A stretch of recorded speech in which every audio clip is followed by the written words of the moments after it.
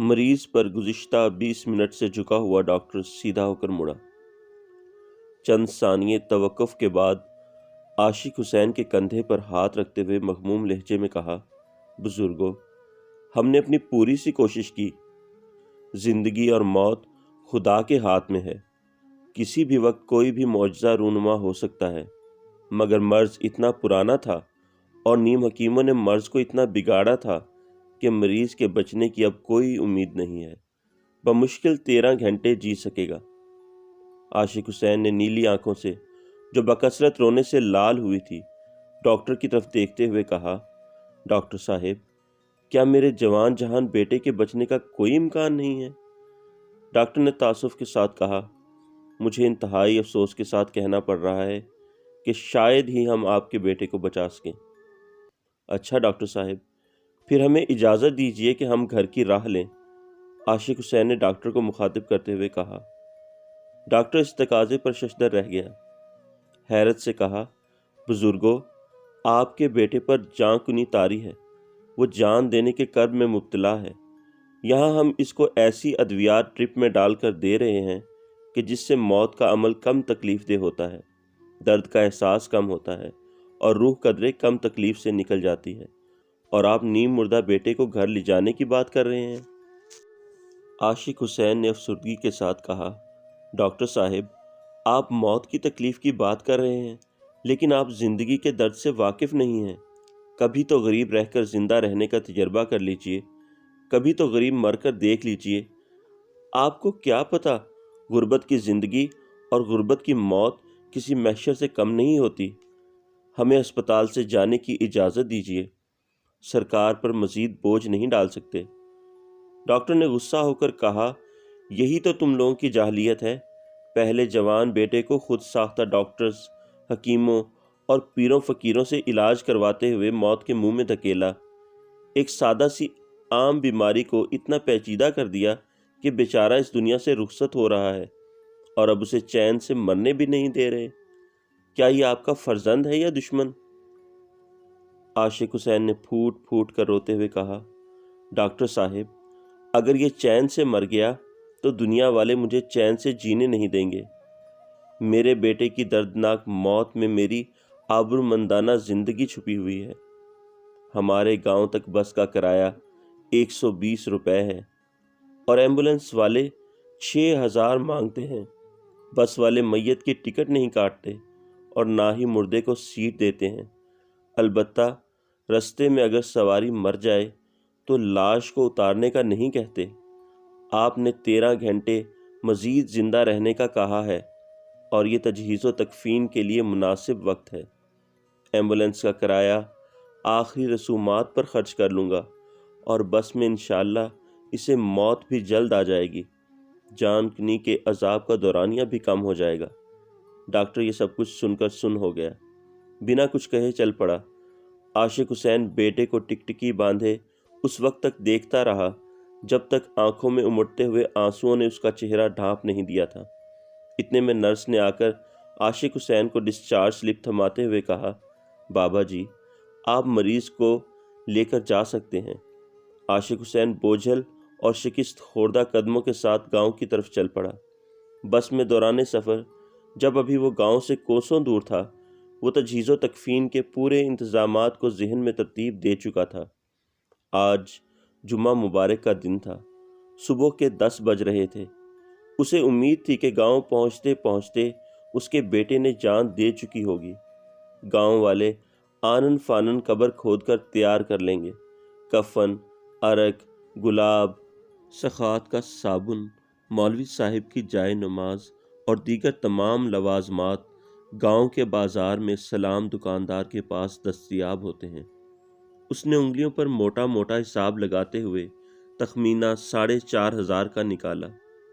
اس کے علاوہ کل تک اور بعد میں بھی فاتحہ پڑھنے کے لیے آنے والوں مہمانوں اور دور پاس کے رشتہ داروں کے لیے آٹے، دودھ، پتی، چائے اور گھی شکر کا خرچہ اس کے حساب سے کوئی 2500 بن رہا تھا، اور تقریباً اتنی ہی رقم اس کے پاس بچی ہوئی تھی جو اس نے اپنے بیٹے کے علاج معالجے کے لیے گھر کا آخری اثاثہ بیل بیچتے ہوئے کھری کی تھی۔ انسانوں سے جانور بھی اچھے ہوتے ہیں، ضرورت کے وقت کام تو آ جاتے ہیں۔ اس نے لمبی سانس لیتے ہوئے سوچا، ورنہ انسان تو مشکل میں منہ موڑ لیتے ہیں اور خام خواہ کے لیے اشرف المخلوقات بنے پھرتے ہیں، ورنہ کہاں جانور اور کہاں انسان۔ جوں جوں گاؤں قریب آتا جا رہا تھا، تو اس کی پریشانی بڑھتی جا رہی تھی۔ اس نے جنازے کا وقت ظہر کی نماز ادا ہوتے ہی طے کیا تھا اور مغرب تک ساری رسومات ادا ہو چکی ہوں گی۔ مغرب پڑھنے کے بعد مسجد میں گاؤں والوں اور مہمانوں کو جو کھانا اس نے دینا تھا، اس کا انتظام اس سے نہیں ہو پا رہا تھا۔ کسی سے ادھار لینا تو ناک کٹنے والی بات تھی۔ چلو بھر پانی میں ڈوب مرنے کا مقام تھا۔ شرم کی بات تھی۔ زندگی بھر گاؤں والے تانا دیتے کہ بیٹے کو ادھارے کا کفن پہنایا، مسکینوں کی طرح زمین میں گاڑا تھا۔ بغیر رسومات ادا کیے جانے کے دفنانا تھوڑا ہی ہوتا ہے، گاڑنا ہی تو ہوتا ہے۔ اس نے شکر ادا کیا کہ اس نے مردہ بیٹے کو گاؤں لانے کی بجائے جاں بلب بیٹے کو لانے کا فیصلہ کیا، ورنہ گاؤں میں شلوار بھی اترتی اور بیٹے کی بخشش بھی نہ ہوتی۔ گلابو کمہار کے ساتھ یہی تو ہوا تھا۔ بیوی کی موت پر جنازے کے بعد نہ مولویوں میں سخاوت بانٹ سکا، نہ ہی امام مسجد کو جائے نماز خرید کر دے سکا، اور نہ ہی تدفین کے بعد لوگوں کو کھانا کھلا سکا۔ مولوی صاحب تو صاف بات کرنے کے عادی تھے۔ انہوں نے تو برملا کہا تھا کہ گلابو کمہار کی بیوی کی بخشش نہیں ہوگی، اور اگر پھر بھی کوئی نیکی کام آ گئی اور بخشش ہو بھی گئی تو عذاب قبر تو تا قیامت پکا ہے۔ بیچارہ گلابو کمہار، بیوی بھی جہنمی اور وہ بھی آج تک کسی سے آنکھ ملانے کے قابل نہ ہوا۔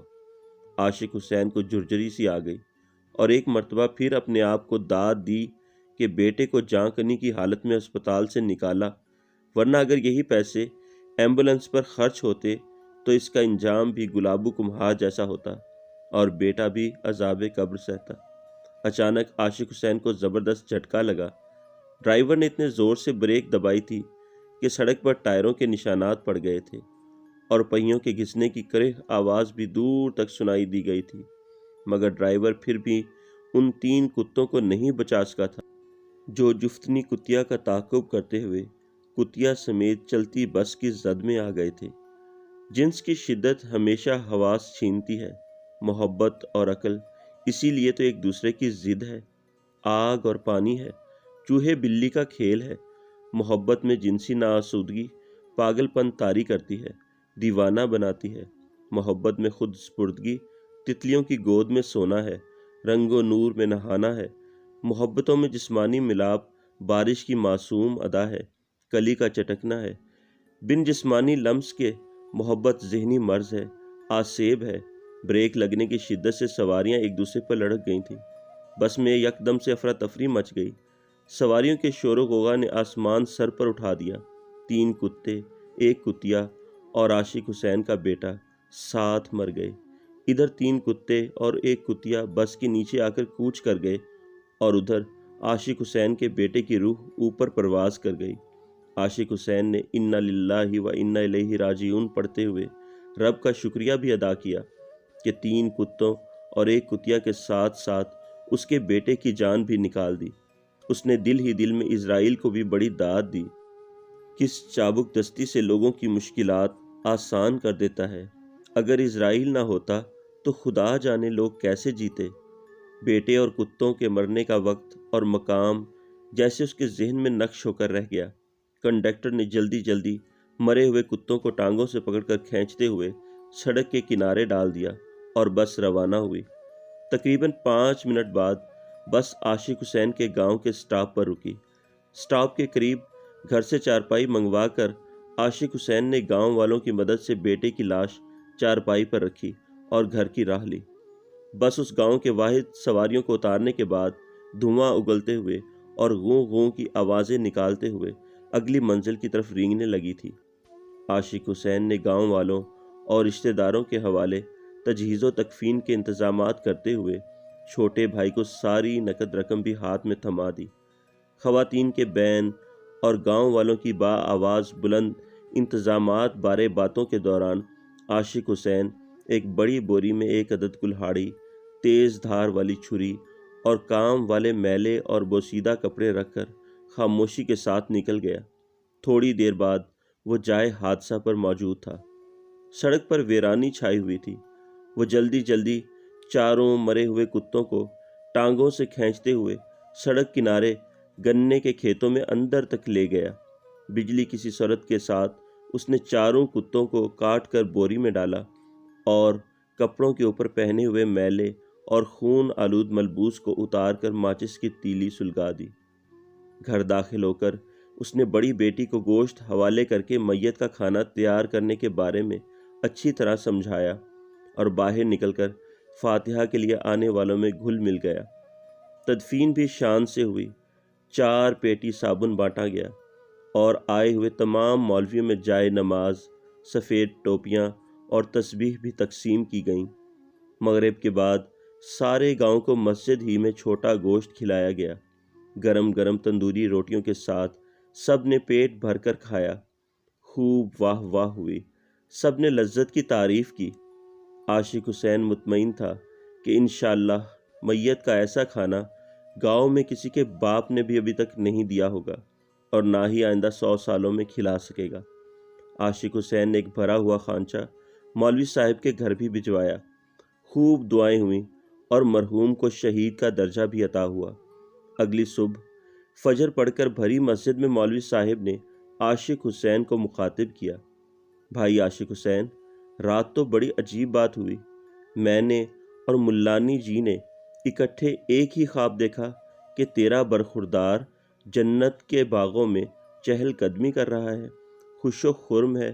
میں نے تو بس صرف یہی دیکھا، مگر ملانی جی کہہ رہی تھی کہ اسے شہید نے کہا کہ ابا کی حویلی بھی وہ جنت میں دیکھ چکا ہے، جس کی سفید موتیوں کی چمک دمک آنکھوں کو خیرہ کرتی ہے۔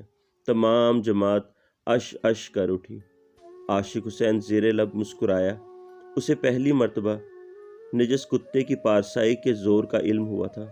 واقعی جنت کا ہر راستہ پیٹ سے گزرتا ہے اور جہنم بھوک کی پیداوار ہے۔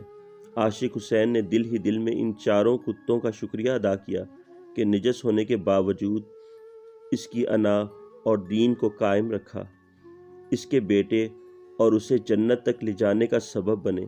پہلی مرتبہ اس کے دل سے کتوں کے لیے دعا نکلی۔ اگر ان کتوں نے آج اس کی پردہ پوشی نہ کی ہوتی تو انسان تو اسے برہنہ کر چکے ہوتے۔